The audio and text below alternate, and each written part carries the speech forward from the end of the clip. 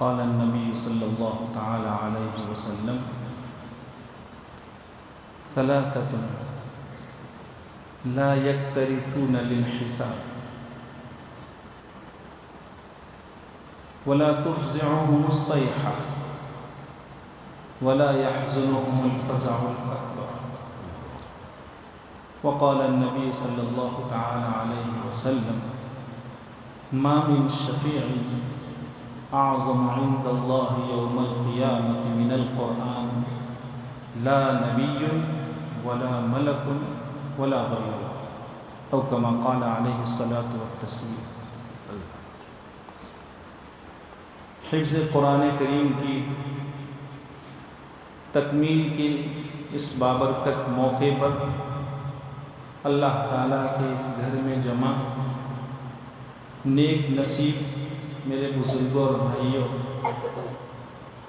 اللہ تعالیٰ کی اس توفیق پر ہم اس ذات کا جس عبادت میں شکر بجا لائیں وہ کم کہلائے گا کہ اس ذات نے کیسی پاکیزہ مجلس میں ہمیں اور آپ کو شرکت کی توفیق سے نوازا ہے کہ جس مجلس میں ایک نیک گھرانے کا ایک معصوم اپنے قرآن کریم کے حفظ کی تکمیل کرنے جا رہا ہے. جیسا کہ ابھی ہم نے تمہیدی گفتگو میں سنا کہ حفظ قرآن کریم کی تکمیل، نفس قرآن کریم کی تکمیل، یہ مستجاب اور قبولیت کی گھڑی کہلاتی ہے. اللہ کا ہر بندہ یہ چاہتا ہے کہ اسے کچھ ایسی ساعت نصیب ہو جائے کہ جس میں وہ اپنے دکھ درد کو، اپنی ضرورتوں کو بارگاہ خداوندی میں پیش کریں اور اللہ تعالیٰ کی طرف سے اس کے لیے قبولیت کے سگنیچر ہو جائے. الحمدللہ ثم الحمدللہ ہم اور آپ ایسی بابرکت مجلس میں جمع ہیں.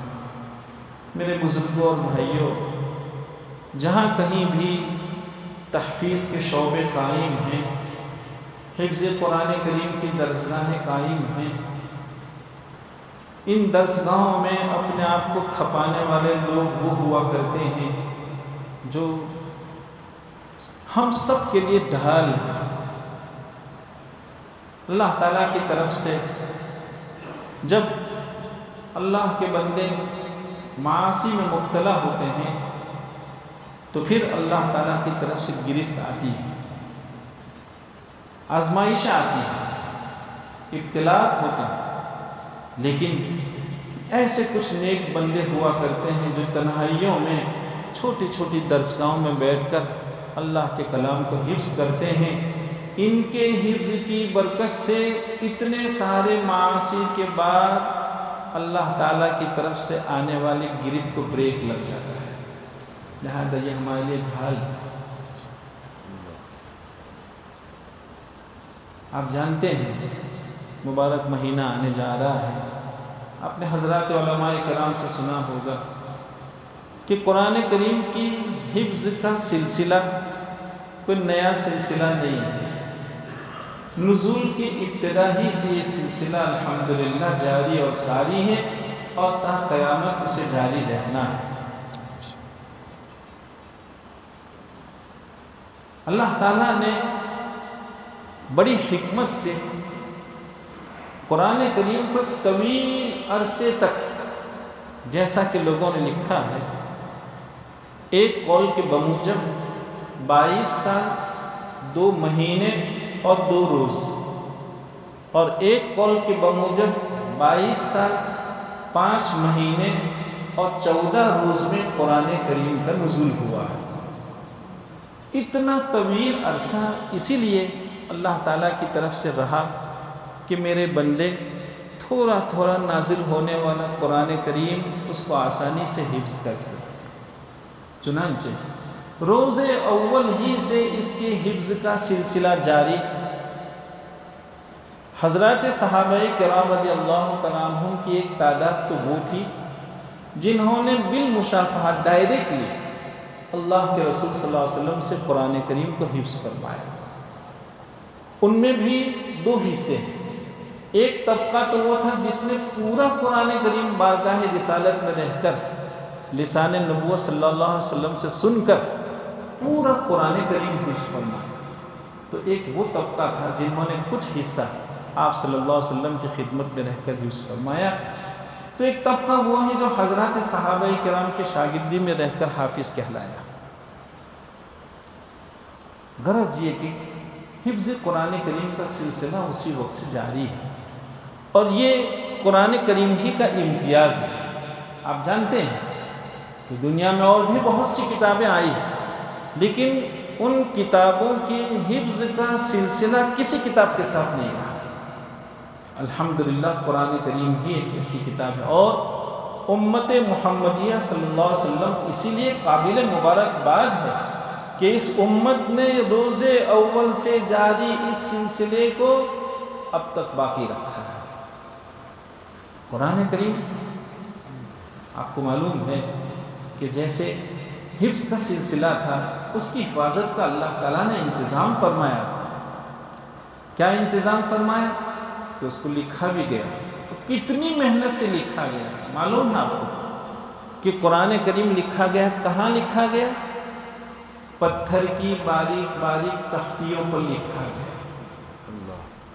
آپ جانتے ہیں ابھی مسجد بن رہی ہے، جب کوئی مسجد بنتی ہے ہمیں کوئی قطبہ پتھر کا تیار کرنا ہوتا ہے تو اس پر پہلے کسی کاتب سے اچھا لکھواتے ہیں، اور پھر کتنی محنت سے اس کو کندہ کیا جاتا ہے، اور کتنی لاگت سے ایک تختی تیار ہوتی ہے۔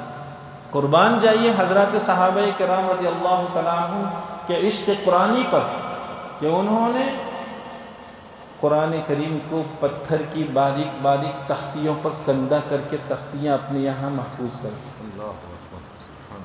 تو کچھ وہ صحابہ کرام رضی اللہ تعالیٰ عنہ تھے جنہوں نے اونٹ کی چوڑی ہڈی کو سکھا کر پاک کر کے اس پر قرآن کریم کو کندہ کیا۔ تو کچھ وہ تھے کہ کھجور کا جو درخت ہوتا ہے اس کی جو شاخیں ہیں جو تنے سے بالکل لگی ہوئی ہوتی، چوڑی ہوتی، اس پر لکھا گیا، اس کو سکھا کے اس کو پختہ کر لیا گیا۔ اور یہ حقیقت ہے کہ کاغذ کی عمر کم ہوتی ہے، اس کے بالمقابل پتھر کی تختیوں کی عمر زیادہ ہوتی ہے۔ حضرات صحابہ کرام کے یہاں گو کاغذ اتنی آسانی سے فراہم نہیں تھا، مگر اس کے باوجود حکمت یہ رہی ہے کہ جب بھی ایسی مضبوط چیزوں پر قرآن کریم کو لکھا جائے گا تو اس کی عمر لمبی رہے گی، اور پھر اگر کوئی آفت آئی تو آفت کا مقابلہ کرنے کے لیے کاغذ کے بالمقابل یہ چیزیں بہت مضبوط اور قوی کہلائیں گی۔ یہ حکمت رہی۔ بڑی تعداد میں حضرات صحابہ کرام بھی حفظ فرماتے رہے۔ دنیا کی کوئی کتاب ایسی نہیں ہے جس کو لکھا بھی گیا ہو اور جس کو حفظ بھی کیا گیا ہو۔ معلوم ہے آپ کو کہ تورات نازل ہوئی 100 سال تک تورات کے نزول کے بعد کسی کو لکھنے کی توفیق نہیں دی۔ 100 سال کے بعد کسی کو خیال آیا کہ اس کو محفوظ کر لیا جائے، تب جا کے اس نے اپنی یادداشت سے اس کو لکھنا شروع کیا۔ کیسے محفوظ رہ سکتی تھی؟ یہ چونکہ قدرت کا نظام تھا کہ چونکہ دوسری کتابوں کو باقی نہیں رہنا تھا قیامت تک، اسی کتاب کو باقی رہنا تھا، اس لیے اللہ تعالیٰ نے اول تو اس کی حفاظت کا ذمہ خود لیا، اِنَّا نَحْنُ نَزَّلْنَا الذِّکْرَ وَإِنَّا لَهُ لَحَافِظُونَ، اور پھر اپنے ایسے پاکیزہ قلوب بندوں کو اس کی توفیق سے نوازا۔ آپ کو معلوم ہے کہ ہر زمانے میں قرآن کریم کی حفاظت کو مختلف اقوام کی طرف سے چیلنجز رہے۔ لوگوں نے بہت کوشش کی کہ یہ کہہ دیا جائے کہ کون کہہ رہا ہے کہ قرآن کریم محفوظ ہے، اس کا ایک حرف بھی نہیں بدلا گیا، اس کا ایک نقطہ بھی نہیں بدلا ہے۔ بہت لوگوں نے کوششیں کی اس کی حفاظت کو چیلنج کرنے کے لیے، بہت کوششیں ہوئی، لیکن کیا ممکن ہو سکتا ہے کہ قادر مطلق اللہ رب العزت کی ذات جس کی حفاظت کا ذمہ خود لے لے، بندے کی طاقت قدرت کی قوت کے سامنے کیا ہوا کرتی ہے۔ چنانچہ آپ نے سنا ہوگا مقالات، اہل علم جانتے ہیں مقالات قرآنی ایک کتاب ہے، ڈاکٹر حمید اللہ رحمۃ اللہ علیہ فرانس میں ہوا کرتے تھے، ان کے ایک شاگرد حضرت مولانا محمد محمود غازی، انہوں نے اس کو نقل کیا۔ وہ لکھتے ہیں کہ ڈاکٹر حمید اللہ صاحب نے ہمیں بتلایا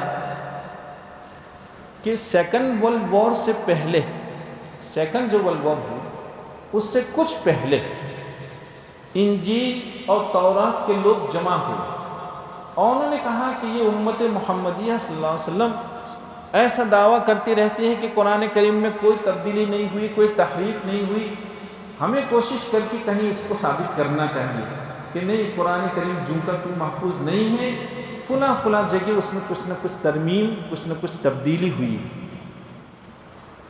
مشورہ ہوا، کہا کیا جائے؟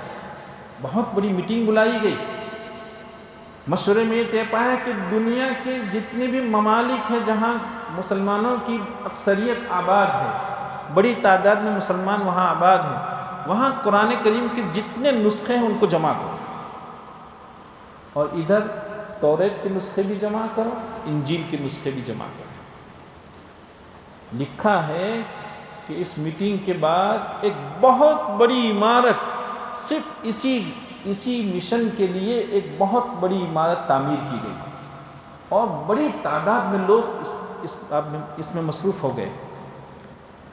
قرآن کریم کے ہزاروں نسخے مختلف ممالک سے، مختلف بلاد سے جمع کیے گئے، اور مطالعے کے لیے لوگ بیٹھے، تقابلی مطالعہ ہو رہا ہے۔ ایک مصحف مثلا ملیشیا کا ہے، ایک آپ کی زمبابوے میں ایک قرآن کریم کا نسخہ ہے، ایک ملاوی میں ہے، سارے نسخوں کو ملایا گیا کہ اس میں یہ لفظ کیسا ہے، اس میں یہ لفظ کیسا لکھا ہوا ہے۔ بہت محنت کے بعد ایک مختصر سی رپورٹ ابھی چھپی تھی، یہ کام جاری تھا، اور قدرت کا نظام دیکھیں، وَإِنَّا لَهُ لَحَافِظُونَ۔ چونکہ قرآن کو ایسے چیلنجز پیش آنے والے تھے، اسی لیے تو اللہ تعالیٰ نے فرمایا وَإِنَّا لَهُ لَحَافِظُونَ۔ قدرت کا نظام دیکھیے کہ ابھی ان کا یہ کام مکمل نہیں ہوا تھا، ان کا یہ مشن مکمل نہیں ہوا تھا کہ سیکنڈ ورلڈ وار ہوا، اور اس میں بمباری ہوئی، اور وہ اتنی بڑی عمارت جو صرف اسی فاسد بنیاد پر قائم کی گئی تھی، اس کو بم نے ختم کر دیا۔ لیکن جرمنی سے ایک رپورٹ چھپی تھی، یہ جرمنی کا واقعہ ہے، جرمنی میں وہ عمارت تھی، وہاں سے ایک مختصر سی رپورٹ چھپی تھی، ڈاکٹر حمید اللہ کی یہاں جرمنی زبان میں وہ رپورٹ تھی۔ حضرت مولانا محمد غازی فرما رہے ہیں کہ میں نے وہ رپورٹ پڑھی، اس میں لکھا تھا کہ تورات کے جتنے نسخوں کو باہم ملایا گیا، تقابلی مطالعہ کیا گیا، تو 2.25 لاکھ مواقع ایسے تھے جن میں ایک تورات میں کچھ ہے، دوسری تورات میں کچھ ہی، تیسری تورات میں کچھ ہے، 2.25 لاکھ۔ اور قرآن کریم کا الحمدللہ ثم الحمدللہ ایک نسخہ ایسا نہیں ملا جس میں کسی آیت میں نسخوں کے درمیان کوئی اختلاف۔ الحمدللہ ثم الحمدللہ۔ بہت مبارکباد کے قابل ہیں وہ لوگ جنہوں نے اپنی اولاد کو حفظ قرآن کریم کے لیے فارغ فرمایا۔ یہ سینے بابرکت سینے ہیں، یہ نورانی سینے ہیں، اور مبارکباد ہے ان لوگوں کو جنہوں نے اپنے پسینے کی کمائی ایسی درسگاہوں کے حوالے کر کے ان درسگاہوں کو وجود دیا کہ وہ بذات خود تو حفظ نہیں کر سکتے ہیں، لیکن انہوں نے حفظ کرنے والے ایسے بچوں کے لیے، ایسے اساتذہ کرام کے لیے انتظامات فرمائے۔ اللہ تعالیٰ سب کی محنتوں کو اور قربانیوں کو شرف قبول عطا فرمائے۔ بہت ہی بابرکت موقع ہے، اللہ تعالیٰ سے ہمیں اپنی اور اپنی اولاد اور اپنی نسلوں کے لیے دعاؤں کی ضرورت ہے۔ امت مسلمہ بھی اس وقت دعاؤں کی بڑی محتاج ہے۔ دعا کیجیے کہ اللہ تعالیٰ ہم سب کی ہر طرح حفاظت فرمائے۔ ہم اس عزیز کو جو اس وقت قرآن کریم کی حفظ کی تکمیل کرنے جا رہے ہیں، اپنے دل کی گہرائی سے مبارکباد پیش کرتے ہیں، ان کو مبارک، ان کے والد کو مبارک، ان کی والدہ کو مبارک۔ ایسے موقع میں لوگ والدہ کو بھول جایا کرتے ہیں۔ سچ یہ ہے کہ وہ طبقہ بھلانے والا نہیں ہے، اس لیے کہ ماں جس ممتا سے اور جس محبت سے، جس شفقت سے اور جتنی امیدوں سے ایک مدت تک 2 سال، 3 سال، 4 سال تک اپنے بچے کو لے کر چلتی ہے، ایسے تھوڑی ہی ہو جائے گا۔ اسی طرح مبارک ہیں ان کے استاذ محترم کو، سارے ہی اساتذہ کرام کو۔